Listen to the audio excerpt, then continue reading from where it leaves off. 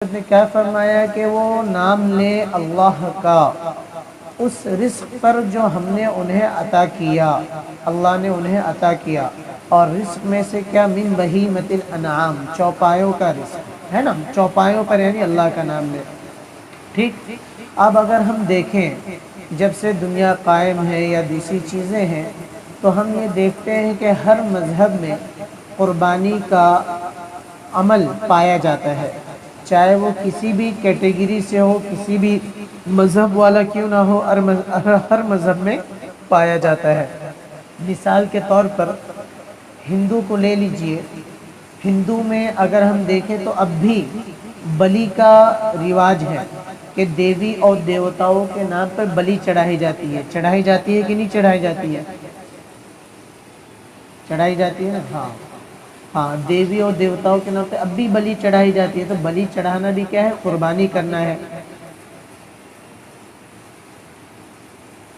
تو اسی طرح اگر ہم دوسرے مذاہب میں اگر یہ چیز دیکھیں، دوسرے مذاہب میں تو وہاں پر بھی یہ چیز ہمیں نظر آتی ہے کہ اگر ہم یہودیوں کو دیکھیں تو یہودیوں میں یہ چیز نظر آتی ہے کہ وہ بھی قربانی کیا کرتے تھے، لیکن جب ہیکل سلیمانی کو ختم کر دیا گیا تو اس کے بعد انہوں نے قربانی بند کر دی. اور کیوں قربانی بند کر دی؟ اس کی وجہ یہ بنی کہ ان کی قربانی ہیکل سلیمانی میں ہوتی تھی، اس بنا پہ انہوں نے قربانی بند کر دی. اس کے بعد عیسائیوں کا اگر ہم دیکھتے ہیں، عیسائیوں کے متعلق تو عیسائی جو ہے نصرانی، وہ بھی قربانی کرتے تھے، لیکن جب اللہ رب العزت نے حضرت عیسیٰ علیہ السلام کو آسمان پر اٹھا لیا اور اللہ رب العزت نے ان کی شکل کسی اور کو دے دی اور ان لوگوں نے اس آدمی کو سولی پر چڑھا دیا، تو عیسائیوں نے کیا کہا کہ یہ قربان ہوئے ہیں، تو انہوں نے ان کی قربانی سب کی طرف سے قربانی ہو گئی، چنانچہ اب ہمیں قربانی کرنے کی ضرورت نہیں ہے. تو یہ تمام چیزیں ہیں تاریخ میں، تاریخ اس کی شاہد ہے. تو اللہ رب العزت نے ہمیں بھی اس کا حکم دیا کہ ہم قربانی کریں اللہ رب العزت کی رضامندی کے لیے. قرآن میں اللہ رب العزت فرماتا ہے اِنَّا أَعْطَيْنَاكَ الْكَوْثَرَ فَصَلِّ لِرَبِّكَ وَانْحَرْ، کہ اے محبوب ہم نے آپ کو کوثر عطا کیا، پس آپ اپنے رب کے لیے نماز پڑھیے اور قربانی کیجیے. تو یہاں پر اللہ رب العزت نے نماز پڑھنے کے متعلق بھی کہا اور قربانی کرنے کے متعلق بھی یہ چیز کہی ہے. تو اس سے قربانی کا ثبوت سمجھ میں آیا کہ قربانی کا ثبوت کس اعتبار سے ہے. اور ایک چیز اگر ہم یہ چیز غور کریں تو بہت سارے لوگ اس میں الجھاتے ہیں. ہمیں کس چیز میں الجھاتے ہیں؟ اس حدیث کو لے کر کہ عن زید بن ارقم رضی اللہ عنہ قال قال اصحاب رسول اللہ صلی اللہ علیہ وسلم یا رسول اللہ ما هي الاضاحی؟ قال رسول اللہ صلی اللہ علیہ وسلم سنت ابیکم ابراہیم. حضرت زید ابن ارقم رضی اللہ عنہ نے فرمایا کہ رسول اللہ صلی اللہ علیہ وسلم کے اصحاب نے دریافت کیا کہ اے اللہ کے رسول، یہ اضاحی یعنی یہ ذبح وغیرہ یہ کیا چیز ہے؟ تو آپ صلی اللہ علیہ وسلم نے فرمایا سنت ابیکم ابراہیم، تمہارے والد حضرت ابراہیم علیہ السلام کی سنت ہے. یہ چیز سمجھ میں آئی؟ سنت ابیکم ابراہیم.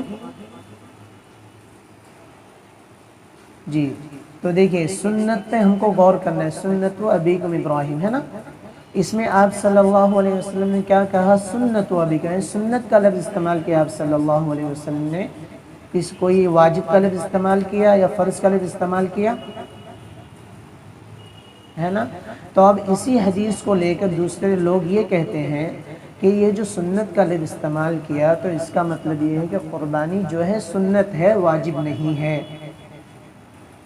یہ چیز سمجھ میں آئی؟ ہاں تو جب انہوں نے یہ کہا کہ یہ سنت ہے تو اس میں کیا ہوگا، کوئی مسلمان جس کو نہیں پتہ ہے وہ سنت کے ظاہری مطلب کو سمجھے گا، بھائی سنت وہ جو رسول اللہ صلی اللہ علیہ وسلم نے کیا، اور سنت کا ایک مطلب یہ ہوتا ہے ما یصاب علی فعلہ و یلام علی ترکہ، کہ سنت وہ چیز ہے کہ جس کے کرنے پر ثواب دیا جائے اور جس کے چھوڑنے پر ملامت کی جائے۔ عام انسان تو یہ سمجھے گا جو تھوڑا بہت جانکار ہو، لیکن یہاں پر اسی حدیث کو رکھ کر ورگلایا جاتا ہے اور بہکایا جاتا ہے۔ دیکھو حدیث میں سنت کا لفظ ہے، تو یہاں پر ہم یہ کہیں گے کہ جو سنت ابیکم ابراہیم کہا تو سنت کا مطلب ہوتا ہے طریقہ، جس طرح سنت کے ایک مطلب ہوتے ہیں آپ صلی اللہ علیہ وسلم کے افعال وغیرہ، تو اس بنا پہ ایک سنت کا طریقہ ہوتا ہے، سنت کا مطلب ہوتا ہے طریقہ۔ اب طریقہ کس اعتبار سے، اس کو سمجھیے۔ جب سب سے پہلا قربانی حابیل اور قابیل جو حضرت آدم علیہ السلام کے دو بیٹے تھے انہوں نے قربانی پیش کی ہے نا، جسے قرآن میں اللہ رب العزت نے فرمایا اذ قربا قربانا فتقبل من احدهما ولم يتقبل من الاخر، کہ جب وہ دونوں قربانی کرنے کے اعتبار سے قریب ہوئے تو ان میں سے ایک کی قربانی قبول کر لی گئی اور دوسرے کی قربانی قبول نہیں کی گئی۔ تو آپ پہلے جو قربانی کرنے کا طریقہ ہوا کرتا تھا حضرت ابراہیم علیہ السلام سے قبل، تو قربانی کرنے کا طریقہ یہ ہوا کرتا تھا کہ لوگ اپنی قربانی کی چیزوں کو ایک پہاڑ پر یا اونچی جگہ پر رکھ دیتے اور آسمان سے ایک آگ آتی اور اس کو جلا دیتی۔ یہ قربانی کرنے کا کیا ہوتا تھا، طریقہ ہوا کرتا تھا، ہے نا۔ تو اور پھر جب ہم حضرت ابراہیم علیہ السلام کے واقعے کو دیکھتے ہیں تو حضرت ابراہیم علیہ السلام نے کیا کہا، انی ارا فی المنام انی اذبحک فانظر ماذا ترى قال یا ابت افعل ما تؤمر ستجدنی ان شاء اللہ من الصابرین۔ حضرت ابراہیم علیہ السلام نے کیا کہا، اے میرے پیارے بیٹے، میں خواب میں تجھے ذبح کرتے ہوئے دیکھ رہا ہوں، بس تیری کیا رائے ہے؟ تو بیٹے نے کہا کہ اے والد ماجد، آپ کو جو حکم دیا گیا آپ اسے کر گزریے۔ وہ انبیاء علیہ السلام کی تربیت تھی اپنے اولاد کے لیے، اس وجہ سے حضرت اسماعیل علیہ السلام نے اتنا پیارا اور عمدہ جواب دیا جسے سونے کے پانی سے لکھنے کے قابل ہے، جو سونے کے پانی سے لکھنے کے قابل ہے، ایسا عمدہ جواب دیا۔ تو وہاں پر یہ ہوا، پھر اللہ رب العزت نے آگے کا نقشہ کھینچتے ہوئے فرمایا فَلَمَّا أَسْلَمَا وَتَلَّهُ لِلْجَبِينِ وَنَادَيْنَاهُ أَن يَا إِبْرَاهِيمُ قَدْ صَدَّقْتَ الرُّؤْيَا إِنَّا كَذَلِكَ نَجْزِي الْمُحْسِنِينَ۔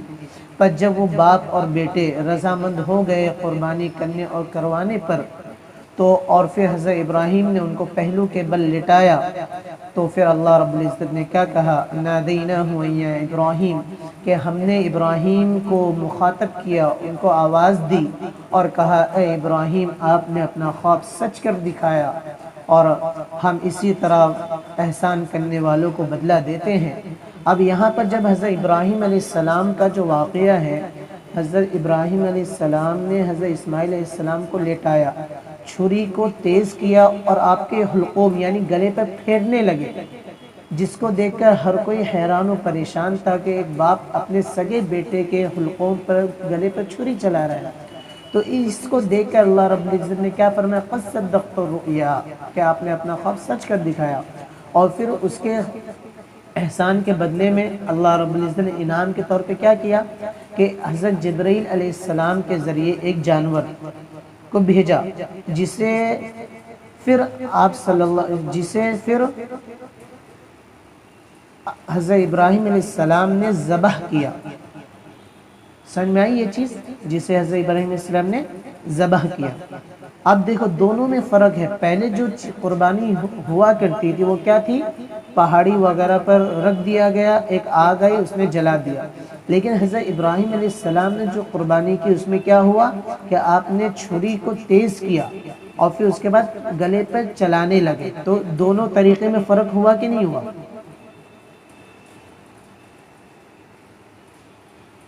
سمجھ میں آ رہی ہے نا میری بات، میں جو کہہ رہا ہوں؟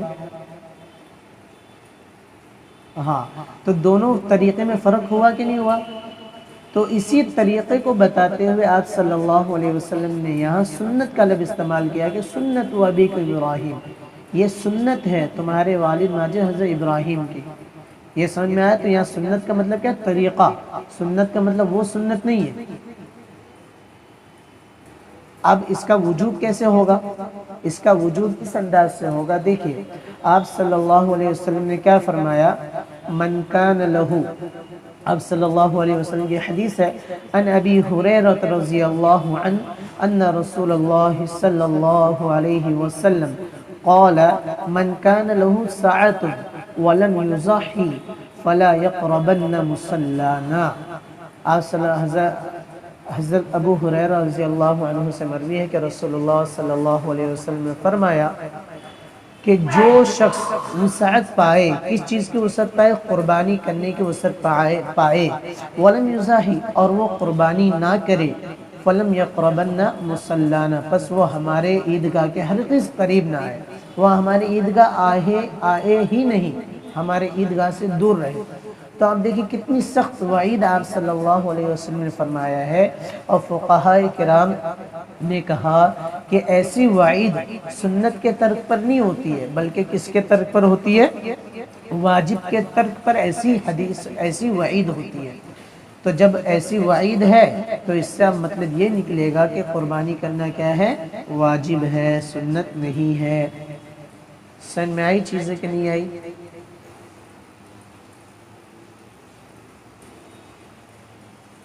ماشاءاللہ. اتنا مسئلہ سمجھے؟ قربانی کیوں ہے اور قربانی واجب ہے یا سنت ہے؟ کیا ہے قربانی؟ واجب ہے سنت ہے؟ واجب. واجب ہونا سمجھ میں آیا نا کیسے واجب ہے؟ لوگ کہیں ایسا بولے بھائی حدیث میں تو سنت کا لفظ آیا ہے، واجب کا لفظ آیا نہیں ہے، تو ہمارے ذہن میں یہ چیز ہونی چاہیے کہ بھائی سنت کا مطلب کیا ہے؟ سنت کا مطلب طریقہ ہے. پہلے الگ طریقہ تھا اور یہ حضرت ابراہیم علیہ السلام کے جاری کردہ طریقہ ہے.